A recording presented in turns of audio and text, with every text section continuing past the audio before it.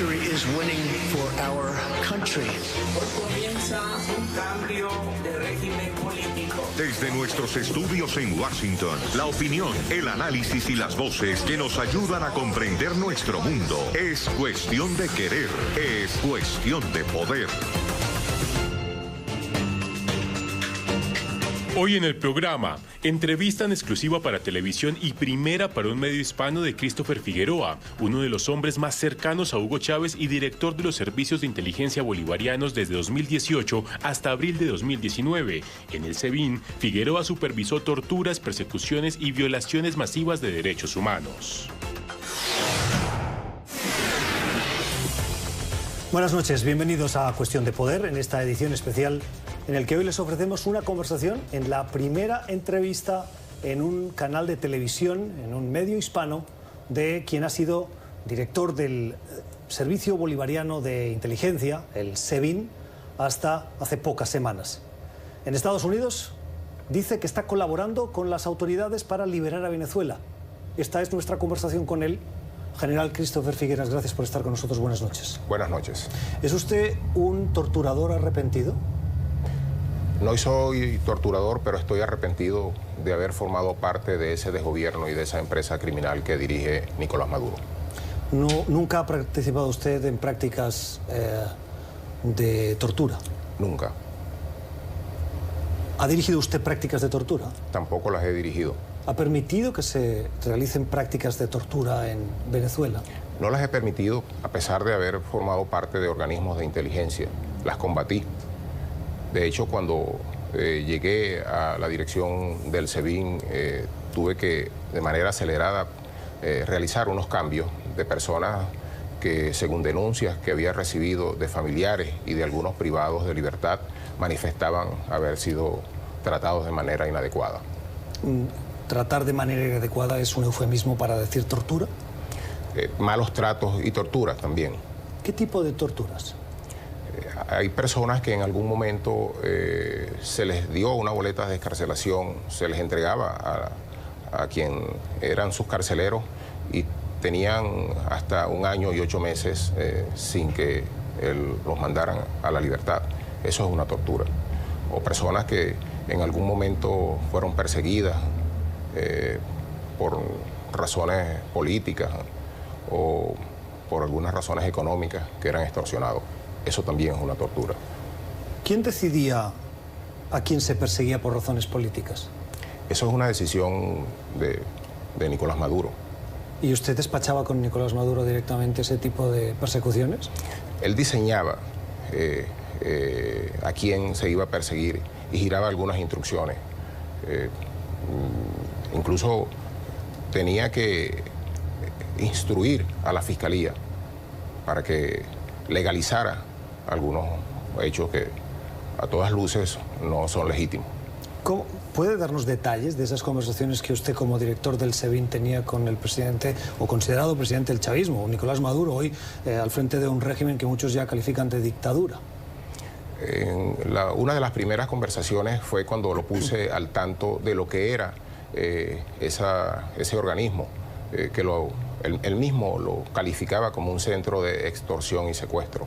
¿Maduro calificaba al SEBIN de centro de extorsión y secuestro? Sí, porque en algún momento me preguntó cuál era el diagnóstico en las 3 primeras semanas y eso le manifesté, que eso era un centro de extorsión y secuestro, y él me dijo que él ya tenía esa información y que, bueno, había que corregir algunas cosas. Yo le planteé que se liberaran algunas personas que no tenían por qué estar allí, cosa que se logró. Se liberaron antes de diciembre del año pasado unas 70 personas que se les revisaron los casos con la Comisión de la Verdad, con participación de la Fiscalía y de los mismos tribunales. Fueron liberadas unas 70 personas. Usted ha dicho que Maduro instruía a la Fiscalía. ¿Cómo era esa instrucción? ¿Cuál era el proceso?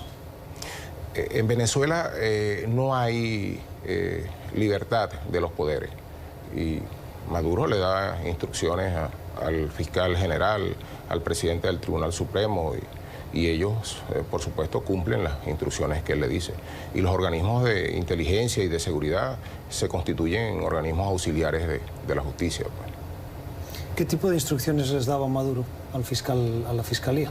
Sobre casos puntuales de algunas personas para que se abrieran las investigaciones y llevarlos a comparecer ante la justicia. ¿Cómo son las técnicas de tortura que se utilizaban en el SEBIN? No le puedo dar detalles de eso porque una vez que llegué allí, las informaciones que tenía, las quejas que presentaron algunos familiares, las denuncias que hacían a través de algunos abogados o a través de los medios públicos, fueron atacadas de manera puntual. ¿Qué quiere decir atacadas de manera puntual? Se cambiaron a personas que eran acusadas y los mismos compañeros acusaban a algunos compañeros de trabajo de que hacían prácticas inadecuadas, que abusaban de su condición de carceleros con algunas personas que estaban allí, las maltrataban incluso físicamente. Pero usted como director del SEBIN durante casi 6 meses no tiene la capacidad hoy de explicar de qué tipo de, como dice usted, comportamientos inadecuados tenían con esos prisioneros. Hay personas que eran golpeadas, eran sometidas a llevar a estar en sitios aislados. El informe que presentó la alta comisionada de los Derechos Humanos para las Naciones Unidas ha sido bien gráfico y es doloroso utilizar estos espacios para graficar cosas que son horrendas y con las que jamás estuve de acuerdo.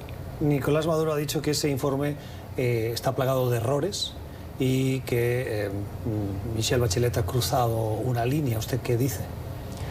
Yo pienso que la señora Michelle Bachelet ha sido muy tímida con lo que escribió en el informe, ha sido bien cuidadosa y como no favorece a las pretensiones totalitarias de Maduro, él dice que está plagado de errores, pero yo tuve la oportunidad de compartir con el equipo de especialistas que envió desde febrero la doctora Michelle Bachelet y ellos coincidían en algunas cosas que en privado las conversamos y ellos se horrorizaron de ver porque tuvieron la oportunidad de compartir con familiares de esas víctimas.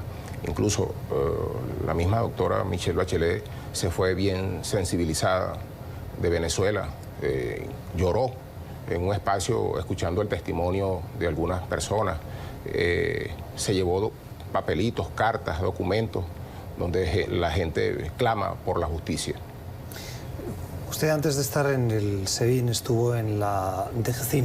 Sí, estuve por espacio de 3 años y medio. Como número 2 de la Dirección General de Contrainteligencia Militar, antes llamadas DIM. Sí. Con esa carrera en esos 2 organismos acusados por organismos internacionales de violación de derechos humanos, ¿usted se siente responsable de las prácticas de esas violaciones? Yo tengo corresponsabilidad porque formé parte de la estructura de esas instituciones que hacen parte del desgobierno y de la empresa criminal que dirige Nicolás Maduro. Yo tengo corresponsabilidad en eso. ¿Quién enseñó esas técnicas de tortura a esas personas que las practican dentro de esos organismos? No pudiera decirte, no sabría decirte quién se la enseñó, pero ha habido de manera sistemática en el pasado un comportamiento de fuerza, un comportamiento que no es el correcto pues, en los organismos de seguridad de Venezuela. ¿Cómo definiría el perfil de los torturados? Bueno, son víctimas, evidentemente. ¿Son voces opositoras, disidentes políticos? ¿Son criminales? Yo lo definiría como gente que aspira a un mundo mejor, más vivible, más humano, porque el hecho de que Nicolás Maduro niegue la posibilidad de que haya elecciones, de que funcionen de manera independiente las instituciones, no te hace un criminal. Puedes disentir. Ahorita, bueno, yo les fui útil por un tiempo a ellos. Bastó que yo levantara la voz para que me tilden, me etiqueten, vayan en mi contra. Pero además, yo tuve la oportunidad de decirle a Maduro cuál podía ser la solución. Una que se me ocurrió a mí, que es que, bueno, cesara la Asamblea Nacional Constituyente sus funciones, que cambiara el CNE y que llamara a elecciones. Se lo escribí, se lo entregué en un documento. No le pareció y bueno, yo no podía seguir en esa complicidad con ese desgobierno y esa empresa criminal. ¿Qué responsabilidad tiene Cuba en el comportamiento dentro del SEBIN y la DGCIM? Recordemos que Cuba recibe petróleo de Venezuela y lo paga a través de médicos, asesoría en el área de deporte, en otras áreas, en el área de inteligencia y en el área militar. En el caso que yo conozco, la relación con ellos era una relación de corte académico y de planificación. Es lo que puedo señalarte.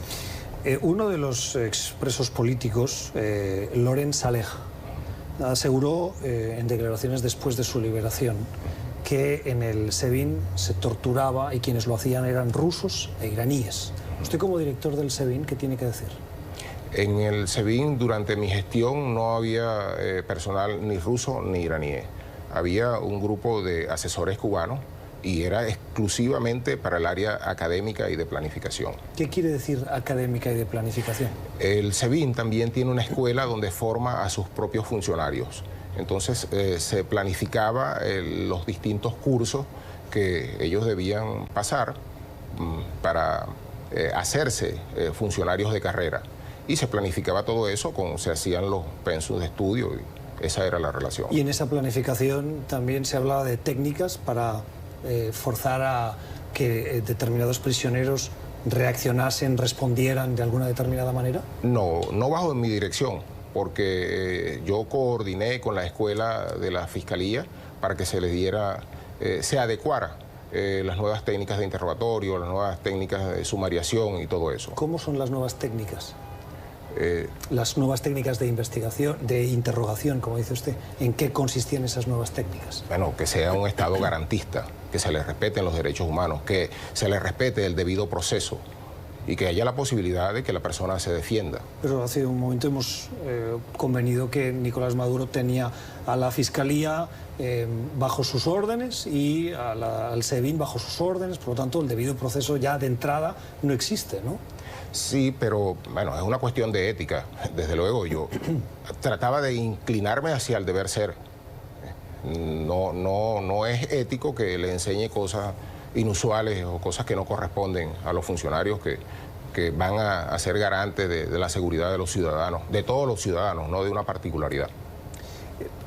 ¿Tienen independencia los funcionarios del SEBIN para lidiar con prisioneros sin reportar a sus superiores?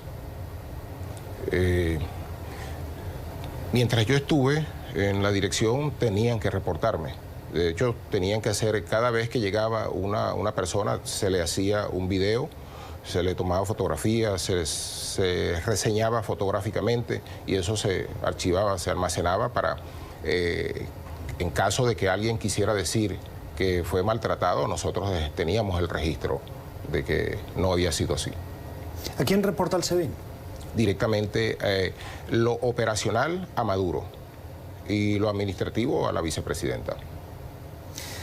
Acaba de fallecer Rafael Acosta, digo fallecer como eufemismo, porque ha quedado demostrado que como consecuencia de torturas falleció.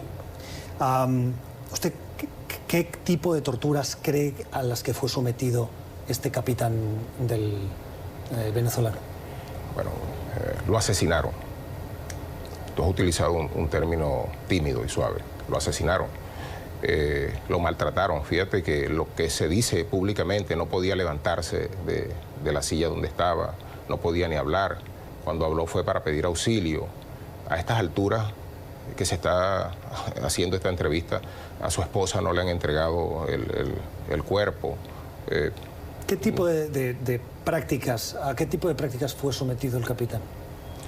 Evidentemente a maltratos, a golpes, según el informe, un informe que se filtró por allí, pues no ha habido un informe oficial que detalle las causas verdaderas de su muerte. Dicen que tuvo problemas de asfixia mecánica, que fue golpeado. Alguien que pudo verlo, uno de los funcionarios, dice que tenía ensangrentadas las uñas. ¿Y cómo ese tipo de prácticas pueden suceder en el SEBIN y su director no darse cuenta o no ser consciente? Le decía al momento que hay equipos que le reportan directamente a Maduro, pues. O a la vicepresidenta. Las cosas operacionales directamente a Maduro. O sea, Maduro es muy probable que conociese de esas prácticas contra este capitán. Con toda seguridad, porque se había hecho público que esa persona estaba prendida y había habido un hecho irregular. A él no lo habían presentado ante la fiscalía, pues. Y cuando trataron de presentarlo ya estaba demasiado deteriorado, lo habían maltratado demasiado. ¿Qué rol juega en esa estructura de control de prisioneros, de tortura, de la Dirección General de Contrainteligencia Militar y del SEBIN, los hermanos Rodríguez? Repíteme la pregunta, por favor. ¿Qué papel juegan los hermanos Rodríguez, la vicepresidenta y el ministro de Información, en el SEBIN y en el DGCIN? Ellos, bueno, la vicepresidenta, ella debe informar algunas cosas o gira instrucciones para que se informen algunas cosas. Y en el caso del doctor Rodríguez, él actúa como un elemento de propaganda, pues, donde dice cosas que trata, con medias verdades, construye unas infamias descomunales, pues. ¿A usted, la vicepresidenta, le dio instrucciones de tortura? No, jamás. Era una relación administrativa, lo que tenía que ver con las partes presupuestarias, con la parte de seguro y los sueldos para los funcionarios. No tenía nada que ver con aspectos operacionales. En algún momento, por algún caso puntual, ella me transmitía una orden que le daba el presidente. ¿Alguna orden del presidente que usted llama Maduro le llamó la atención porque suponía una violación de derechos fundamentales de detenidos? ¿Que si Maduro me llamó la atención a mí? No, si Maduro le dio a usted alguna orden que suponía una violación de los derechos humanos de los detenidos. En algún momento, como que no trasladara a alguien que le correspondía ser presentado en los tribunales o que no le permitiera la salida al sol ni visitas a algunos detenidos. Debo decirte que esa orden no la cumplí. ¿Y órdenes más directas de maltrato, de aislamiento forzado, de golpes o de algún tipo No me llegó a dar a mí órdenes de golpe, de aislamiento sí me llegó a dar. O sea, Maduro le decía a usted me llegó a que decir, un preso sí, mira, tuviese aislamiento. Sí, Baduel no debe recibir visitas. Requesén no debe recibir visitas, por decirte dos ejemplos. El coronel García Palomo no debe recibir visitas.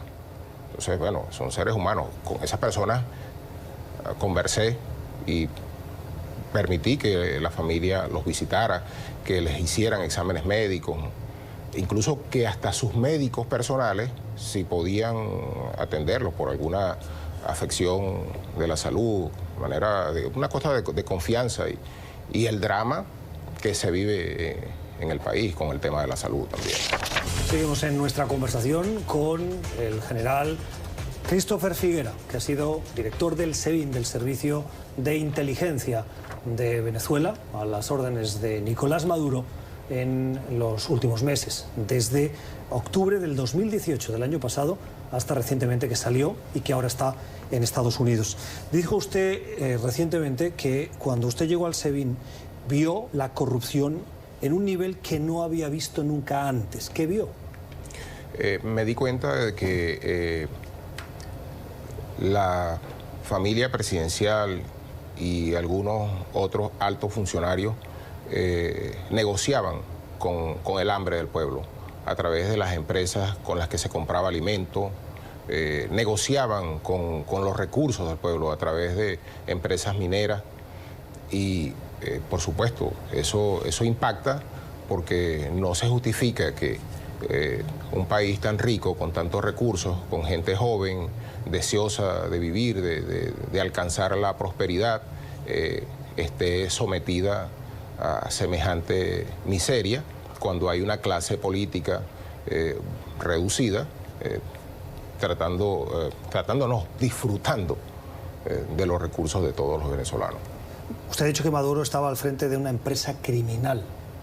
¿Estar al frente qué quiere decir? ¿Que él ordenaba y permitía la corrupción? ¿En qué consiste estar al frente de lo que usted denomina empresa criminal?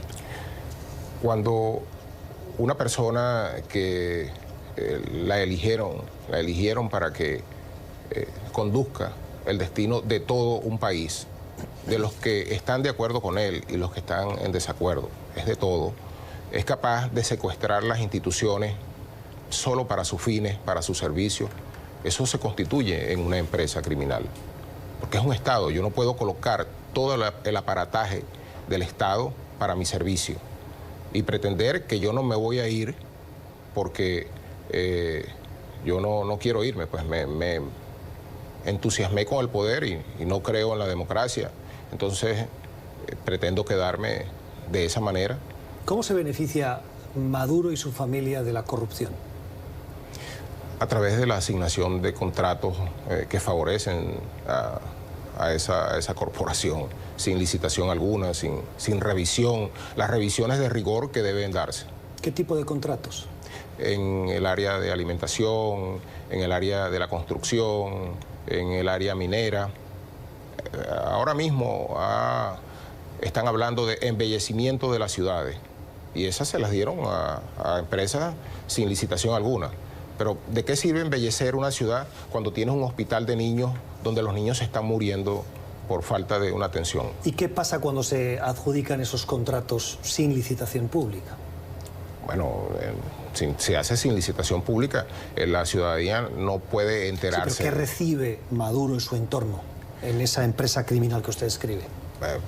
Bueno, los beneficios económicos que generan un contrato que no tiene ningún tipo de control. ¿Quiere decir que reciben sobornos? ¿Que reciben pagos de las empresas que reciben esos contratos? Exactamente, así. ¿Y dónde va a parar esa plata? Bueno, una de las últimas aprehensiones que se hizo bajo mi dirección fue a un funcionario del Ministerio de Finanzas y tuve la oportunidad de revisar algunos expedientes y ese dinero salía sin control del país, iba a otros destinos. ¿Cómo salía? En oro. Se pagaban, hay compras que se hicieron en oro, pues, en oro, en especies, pues. ¿Quién paga en oro? A través del Banco Central, a través del Ministerio de Finanzas, a través de ese andamiaje corrupto y eso no ocurre sin que un presidente de un país esté enterado.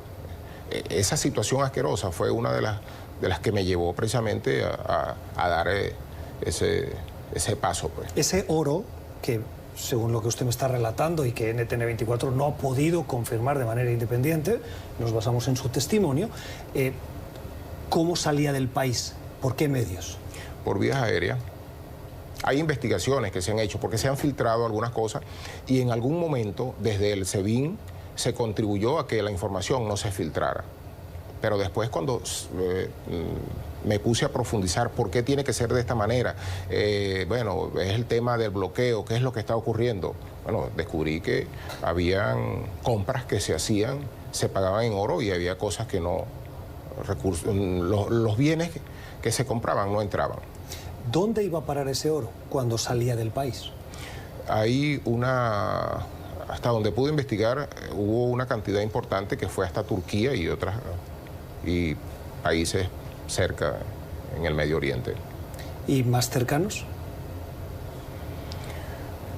No tengo la información con precisión de otros países, solo... ¿En el Caribe puede ser alguno de los destinos de ese oro venezolano? Recientemente hay un país del Caribe que creo que no estaba permitiendo que ingresara el oro. Me imagino que debe haber algún protocolo que establezca esas cosas. Hay investigaciones que se están haciendo importantes. Recordemos que Venezuela forma parte del GAFIC, que es el que hace la evaluación para ver si Venezuela no es cooperante del tema de blanqueo de capitales y cooperación con el terrorismo. En este momento Venezuela está en cuestión, no creo que pase ese examen. Ese oro fruto de esa corrupción que usted describe, tenía también destinos en paraísos fiscales que acababan en cuentas que podían ser de testaferros vinculados a Nicolás Maduro o su entorno? No tengo la información con ese nivel de precisión, pero por supuesto, pues, hay un caso que me llamó la atención cuando quien era ministro de Alimentación le presentó una carta de renuncia a Maduro. Yo hablé con esa persona y a manera de tener información, y él me explicaba, no, yo solo estoy al frente, pero yo no puedo comprar ni puedo pagar nada. Eso lo hacen por otras vías. Eso me llamó la atención y investigué por qué ocurre esto si el ministro no tiene la capacidad de él comprar o tener el dominio. Se compraron tantos vasos, ¿cuántos van a llegar? ¿O en qué tiempo van a llegar? Entonces me llamó la atención y ahí me di cuenta de que había alguien que compraba y pagaba, y con el tema de las comisiones y eso también genera corrupción. Entonces hay cosas que ellos en el papel registraban que se habían comprado. El caso de los perniles, en diciembre se compró una cantidad importante de perniles y hubo barriadas donde en vez de perniles le entregaron un pollo a la gente. Una grosería aberrante, pues. Una corrupción desmedida, algo sin precedente, que grosero, bochornoso. ¿Qué tipo de prácticas tienen la familia de Maduro? ¿Qué tipo de prácticas? Usted habla de una empresa familiar o una empresa criminal y el entorno de Maduro está involucrado. ¿En qué grado, qué tipo de actividades afectan? Celia Flores, el hijo de Nicolás Maduro, otros familiares que desconocemos y que forman parte de ese entorno. A través de empresas que contratan con el Estado sin licitación. ¿Todos ellos están involucrados? Sí, la familia está involucrada en eso. Pues. ¿Quiénes son la familia? El hijo lo acaban de sancionar y hay empresarios allegados a él que contratan con el gobierno. Hay una persona que también mucho antes estaba siendo investigada, un familiar de Cilia Flores. Y hay empresarios que aquí en Estados Unidos creo que se lleva un juicio importante donde involucra a esa familia. ¿Cilia Flores está involucrada en casos de corrupción? Por supuesto. ¿Qué tipo de casos? Es parte de la... Bueno, de ella se ha venido hablando desde que fue presidenta del Parlamento venezolano. Y tiene que saber si los hijos están involucrados, si el entorno... Claro, pero yo no puedo... Yo tengo que dar la presunción de inocencia, por eso le pregunto a usted, para que me cuente qué tipo de corrupción es responsable Cilia Flores. Tráfico de influencia para beneficiar a algunas empresas. Eso es corrupción, aquí y en cualquier lugar del mundo. ¿Y Nicolásito o Nicolás Maduro, hijo? También, de hecho hay empresarios muy ligados a él que... ¿Me puede poner un ejemplo de qué tipo de tráfico de influencias han practicado Cilia Flores o Nicolásito? El hecho de beneficiar a empresas para que les asignen contratos, el hecho de acelerar pagos a determinadas empresas que por el tema de la inflación que se ha comido la economía de Venezuela, girar instrucciones para que se acelere el pago a determinadas empresas. ¿Y ellos qué recibían? Bueno, no, esa información no la tengo, pero... ¿Y usted qué cree que recibían? Bueno, beneficios económicos a todas luces, pues, que es lo que comúnmente ocurre. ¿Y el destino de esos beneficios era fuera de Venezuela o Venezuela? Con toda seguridad fuera de Venezuela, porque recuerda que lo maltratado que está la economía del país, que el sueldo no alcanza para comprarte un par de zapatos. Seguimos en conversación con Christopher Figueras, el general que acaba de salir de Venezuela, estaba al frente del SEBIN, el Servicio de Información Bolivariana, y que llega a Estados Unidos con voluntad, dice, de contribuir, de ofrecer la libertad, de trabajar por la libertad de su país. Ha habido diversas investigaciones que aseguran que el narcotráfico en Venezuela es una práctica común, especialmente en el gobierno de Maduro, y que al frente del conocido como Cártel de los Soles está Diosdado Cabello. ¿Qué nos puede contar usted del tema del narcotráfico?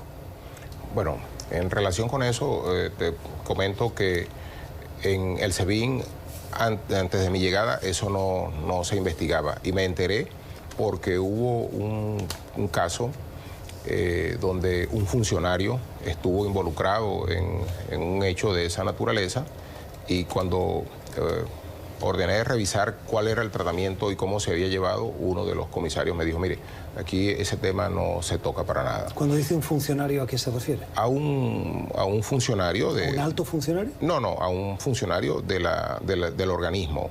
Del SEBIN. A un comisario del SEBIN me dijo que eso no se llevaba. Bueno, y se han dicho muchas cosas, pero sería irresponsable de mi parte decirte algo de una investigación que yo no conozco a profundidad. No, pero siendo usted director del Servicio Bolivariano de Inteligencia, supongo que las actividades de narcotráfico debía como mínimo conocerlas. Por supuesto, una vez que yo llegué ordené que se hicieran investigaciones con eso, pero no se llevaban, pues no era un tema en la plantilla de investigaciones. ¿Qué descubrió cuando introduzco ese tema? No, que es un tema que lo lleva la ONA, asistida por la Guardia Nacional. La ONA es el organismo que se ocupa de esa parte, y si yo tenía alguna información, yo se la proporcionaba al director de la ONA para que tomara cartas en el asunto. ¿Y la ONA no hacía nada? No, sí, se investigaba. De hecho, en Venezuela ha habido bastantes aprehensiones, pues, a personas que han tenido que ver con el narcotráfico. ¿Quién está involucrado en el ámbito gubernamental de cuestiones de dirección de narcotráfico al frente de cárteles? Ha habido denuncias que se han hecho, pero no sin fundamento. No ha habido el sustento jurídico necesario, no ha habido las pruebas incriminatorias. Entonces, sería irresponsable de mi parte decir: hay investigaciones que se están haciendo, hay denuncias que se están haciendo, porque recordemos que eso es un flagelo que está dañando al mundo entero, y hay organismos internacionales que cooperan entre ellos para... ¿Es Diosdado Cabello el líder del Cártel de los Soles?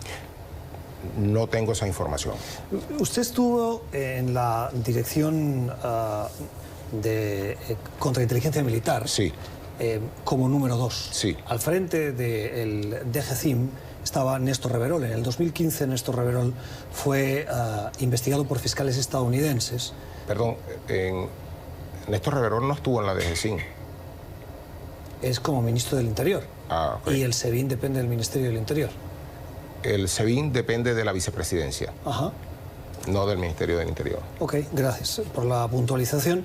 En esas investigaciones que hace Estados Unidos, los fiscales estadounidenses, investigan a Néstor Reverol por su vinculación con los cárteles por narcotráfico. Y ese mismo año, en el 2015, que se hacen estas revelaciones, Diosdado Cabello, vicepresidente del Partido Socialista de Venezuela, es una de las figuras más importantes del chavismo y también forma parte de esas investigaciones. En la responsabilidad que usted tenía en el 2015, ¿usted puede confirmar alguna vinculación de Reverol o de Cabello con esas actividades? No tuve acceso a esa información. Me sorprende un poco, con toda honestidad Usted me está diciendo que esa investigación se condujo acá en Estados Unidos. Con información procedente de Venezuela. Pero siendo usted una persona tan relevante en esas posiciones que usted ha ocupado, vinculadas a la inteligencia, y habiendo tanta evidencia o información internacional con fuentes desde Venezuela, de esas actividades de narcotráfico, me llama un poco la atención que su respuesta sea, no sé si evasiva, pero como mínimo como no queriendo entrar en esos detalles. Ocurre que cuando el general Néstor Reverol fue ministro de Interior y Justicia, deportó a un número importante de narcotraficantes. Y la información que tenían acá en los Estados Unidos, alguna de ellas provenía de esas personas que habían sido deportadas. Entonces eso deja dudas, porque están tomando el testimonio del delincuente que fue deportado para acá. Entonces eso también, en mi criterio, le resta seriedad a la investigación y a la opinión que ellos emiten. Cuestiones de terrorismo. Ha habido acusaciones también de presencia de células de Hezbollah en Venezuela, particularmente en Caracas, en Maracay y en algún estado. ¿Cuál es esa presencia? ¿Qué importante y qué arraigada está? Bueno, me permites aclarar algo con relación a eso, porque a mí me llamó la atención poderosamente que estando en el SEBIN comenzaron a llegarme informaciones relacionadas con ese hecho. Entonces ordené una investigación bastante cuidadosa porque involucraba a quien había sido vicepresidente, también fue ministro de Interior, a Tarek El Aissami.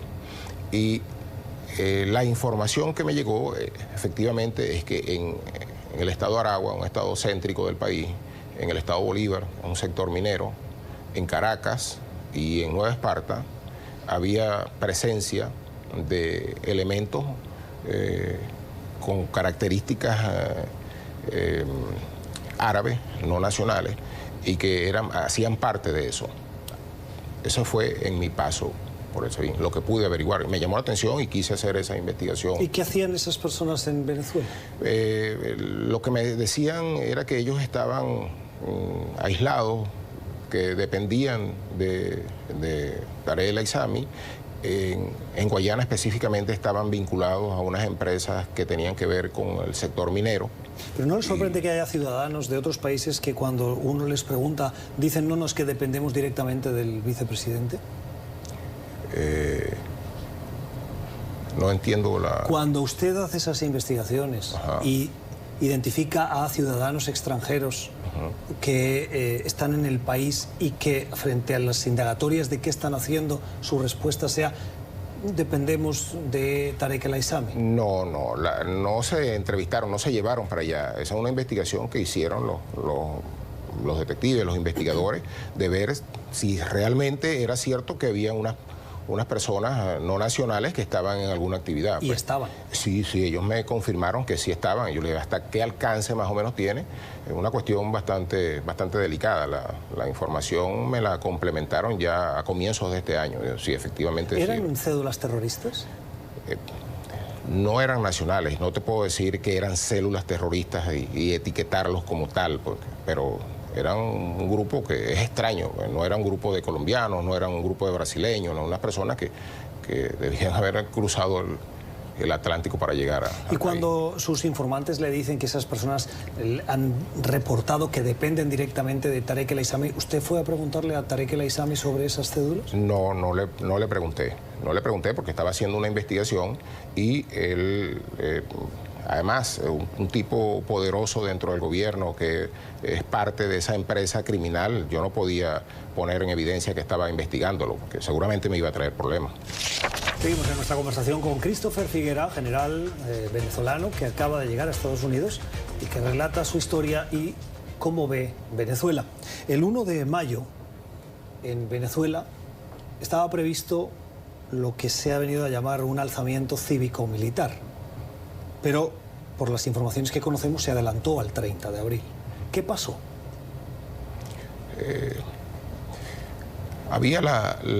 Teníamos la información de que unos grupos denominados colectivos iban a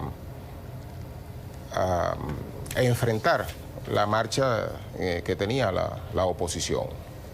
Eso, por supuesto, podía traer hechos de sangre, y la Operación Libertad tuvo que adelantarse para evitar ese enfrentamiento, porque no se trataba de un hecho de fuerza ni de un hecho de violencia, sino un llamado a la conciencia, pues, el desconocimiento de alguien que está desgobernando y destruyendo al país.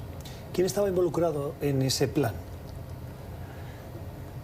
Bueno, ahí a estas alturas yo debo decir que todo el mundo quiere que el gobierno cambie, el desgobierno que hay cambie. En donde yo participé estaba involucrado Padrino López, estaba involucrado... ¿El ministro de Defensa? Sí, estaba involucrado Michael Moreno. Presidente del Tribunal Supremo de Justicia. Estaba involucrado, había un número importante de personas que estaban involucradas. No, pero dígamelos. Empresarios, bueno, es que es largo. No, es más pero fácil. Tranquilo, que hay tiempo. ¿Qué tipo de empresarios? Bueno, estaba un número de empresarios... estaba Gorrín, estaba Samar López, y había otros empresarios que también querían la salida de Nicolás Maduro, porque sus empresas o ellos han sido sancionados por los Estados Unidos y de alguna manera ellos quieren disfrutar su dinero que han obtenido gracias al mismo desgobierno que los ha favorecido. Pues entonces es un número significativo. Además de Padrino López y de Michael Moreno y de usted como director del SEBIN, ¿quién más del ámbito gubernamental estaba involucrado en ese plan? A estas alturas yo creo que había muchas más personas. Yo me incorporé a ese esquema, me incorporé tarde. Yo creo que yo fui el último en incorporarme, porque habían otras ideas para tratar de salir de este desgobierno, tratar de salir de esta desgracia que está viviendo Venezuela. ¿Por qué fracasó? Yo siento que no ha fracasado, porque eso es un amanecer que no ha terminado. El 30 de abril no ha terminado, la Operación Libertad no ha terminado. Bueno, se extendió, pero en un estado donde una empresa controla todos los poderes, donde a través del terror tiene a la gente sometida. Mi ayudante lo asesinaron, hicieron ver como que fue un suicidio. ¿Por qué fracasó el golpe? Repito, no lo veamos como un fracaso, veámoslo como un despertar. De acuerdo. ¿Por qué no pasó lo que ustedes habían previsto que pasara el día 1? Por las ambiciones desmedidas de Michael Moreno. ¿Qué pedía Michael Moreno? Él pedía ser el presidente de la transición, que él pudiera nombrar al ministro de Interior y Justicia y nombrar al fiscal general. ¿Pedía plata? A los empresarios les pidió dinero, pues. ¿Cuánto pidió? Bueno, estamos hablando de cifras millonarias, de 100 millones de bolívares. En algún momento creo que dijo que era para pagar a los otros jueces de la sala plena, sus disparates, no sé, a estas alturas. Estaba comprometido con todo esto, con una salida pacífica además, con un instrumento jurídico casi perfecto, de manera tal de retomar la senda democrática, pero bueno, él manifestó otro comportamiento. Pues, ¿El SEBIN sigue persiguiendo a la oposición, investigando a la oposición y forzando a la oposición a no tener libertad? Eso es un diseño de Maduro de tener controlada o cercada a la oposición y utiliza los organismos de inteligencia y de seguridad del Estado para ese fin.